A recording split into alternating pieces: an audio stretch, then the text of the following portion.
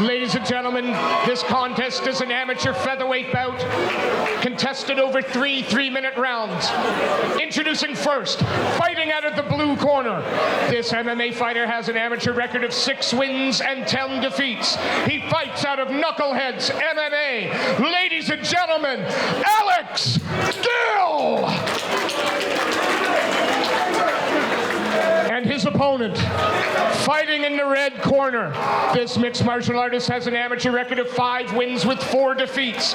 He fights out of the Northwest Fight Academy.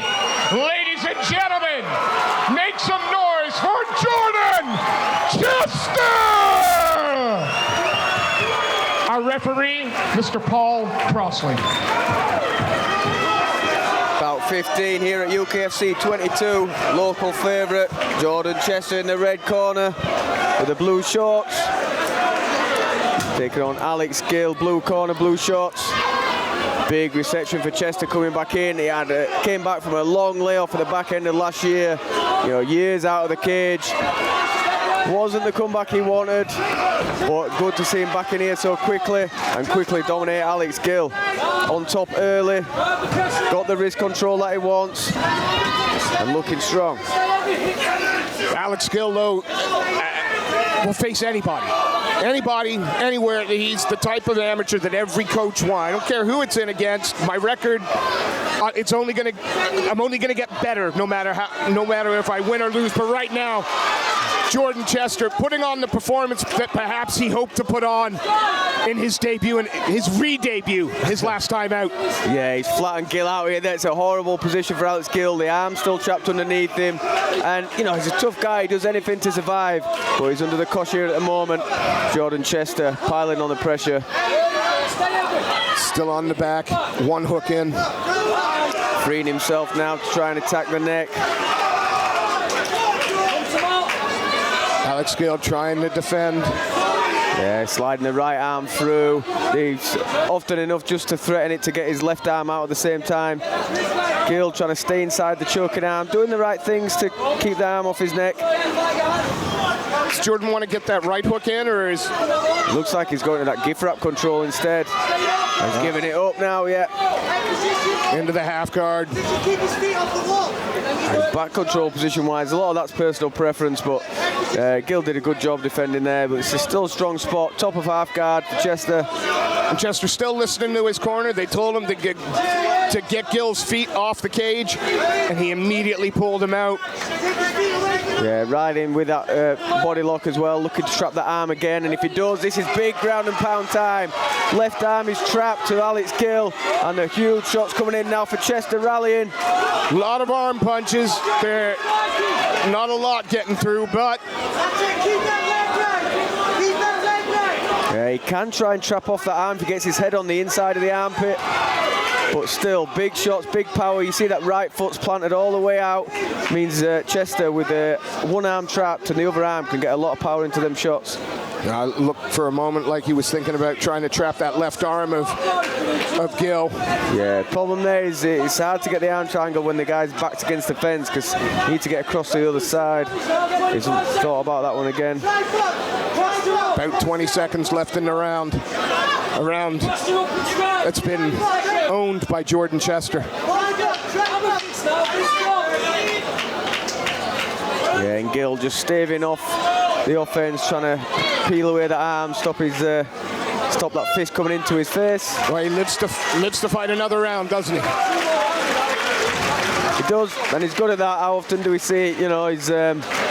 We've seen him fight a lot of guys here, a lot of the regions, top amateur fighters, and Gill's been in there against them all, and he doesn't get finished very often. No, and of course, fighting out of Knuckleheads MMA in Madeira. Not a lot of competition out there for them to compete as regularly as they'd like, and they've been using the UK Fighting Championships for the last few years to bring up their new fighters. Always good fights, always tough competition.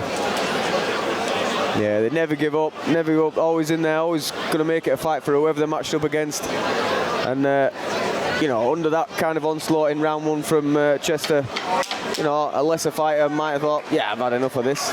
But Gill's still in there, to his credit. Does the game plan at all need to change for Jordan Chester? Yeah, I think he can be pretty happy with that. There's not much needs to adjust from there. About as dominant as that round's going to be. Touch gloves. Oh, nice snapping right hand from Gill. Put the head back.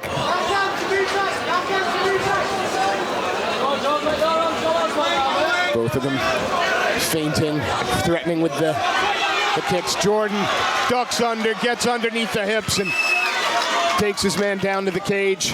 Yeah, showed him just enough of the punches to get the reaction, get the arms up, and then timed his shot. Lacing the legs. Wants to be a little higher up.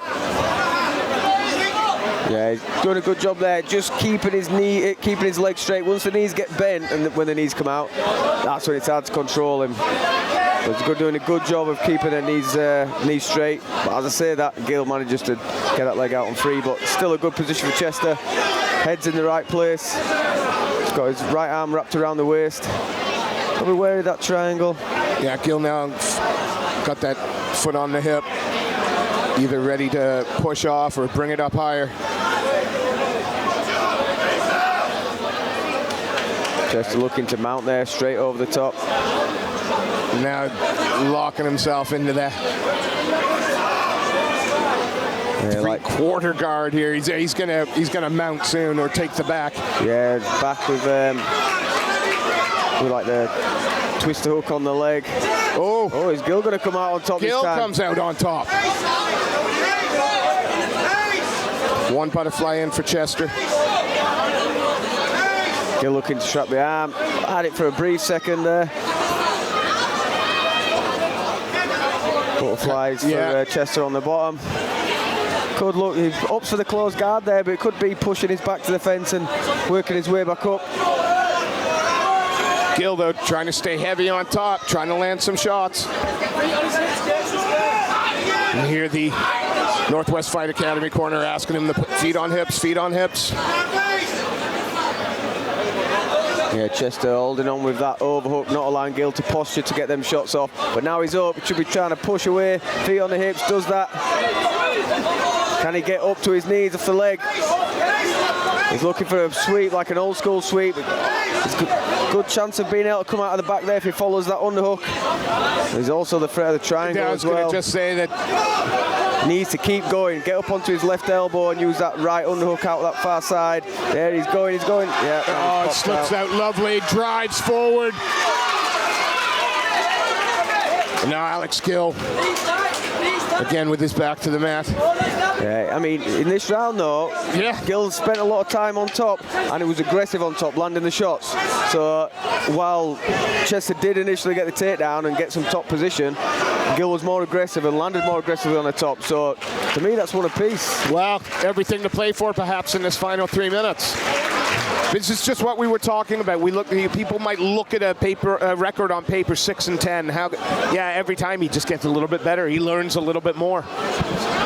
I'll say, and they're traveling and they're coming and they're taking on all comers. Not saying no to a fight, going up against guys who've had a lot more experience at times, and we've seen them from the first times they came to UFC to from now. Their debut.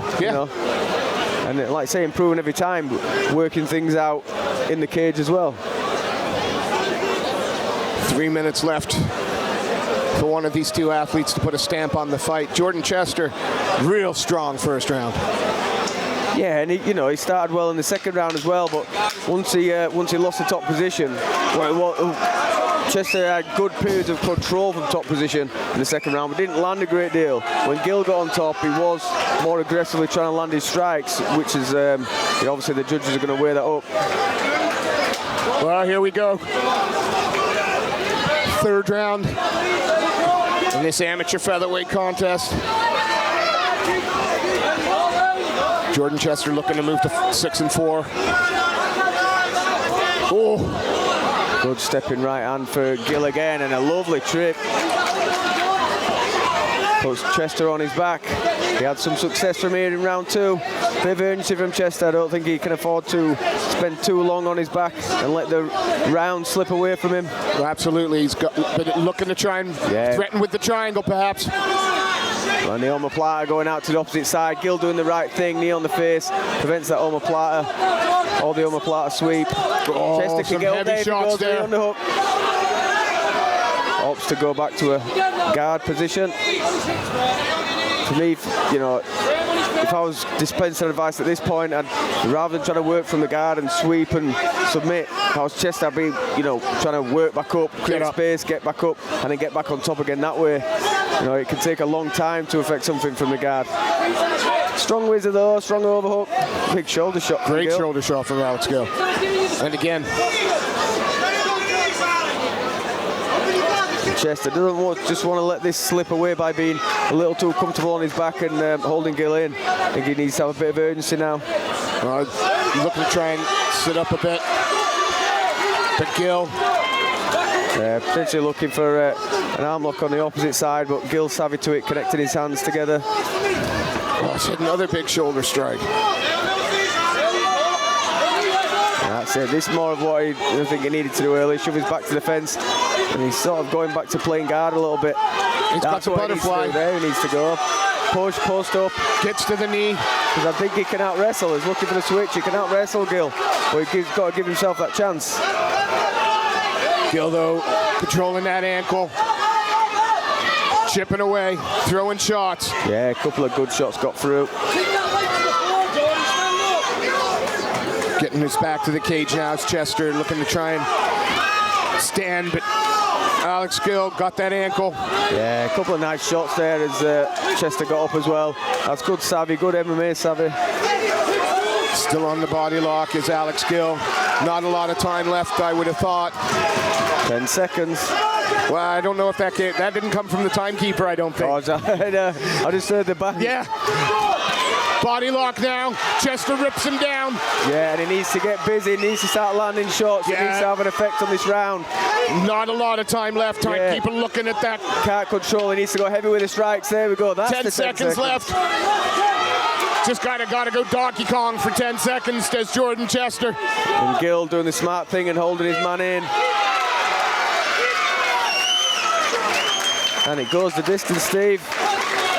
Who'd have thunk it? Both guys had some success. Both guys working well from top position. Who had the most? Who had the most success? Who had the most time on top? And made the most of it with the strikes. We're going to need the judge for this one. We'll go inside the cage for the official decision.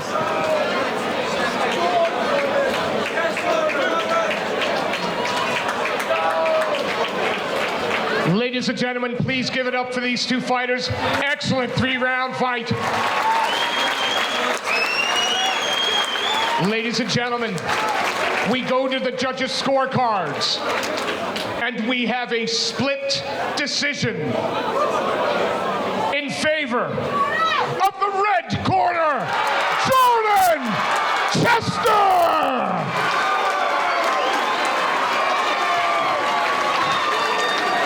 Please, ladies and gentlemen, a round of applause for a game Alex Gill.